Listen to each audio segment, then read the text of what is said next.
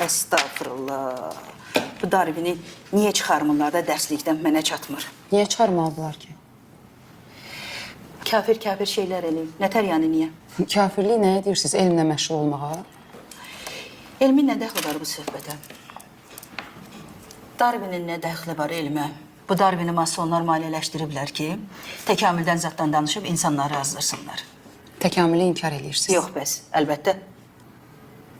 Açığı bir biologiya müəlliməsi olaraq təkamül kimi oturuşmuş və şübhə doğurmayan nəzəriyyəni inkar eləməyiniz məni məyus edir.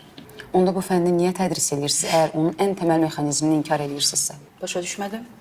Mənə irad tutursan. Müəllim kolleqalarınızın dərsinizə müşahidə üçün girməsi möhtəşəm bir şeydir. Hətta mən deyərdim, lazımlı bir şeydir. Çünki bir növ digər insan sizin yaxşı tərəflərinizi üzə çıxara bilər və siz o yaxşı tərəflərinizi gücləndirə bilərsiniz.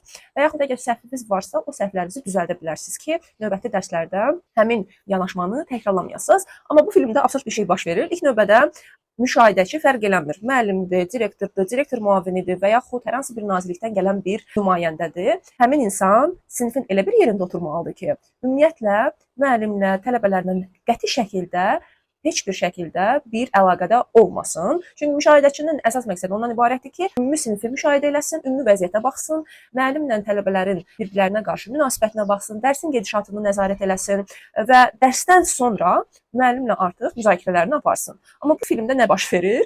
Çox belə bir absurd bir şey baş verir. Digər müəllim birinci partada oturur və bəllidir ki, filmin əvvəlindən də ki, onun məqsədi odur ki, digər müəllimlə münaqişə yaşasın və öz düz bildiklərini ona sübut eləməyə çalışsın. Okey, ola bilsin ki, onun bildikləri düzdür və digər müəllim səhvdir ki, bizə belə qələmə verilir.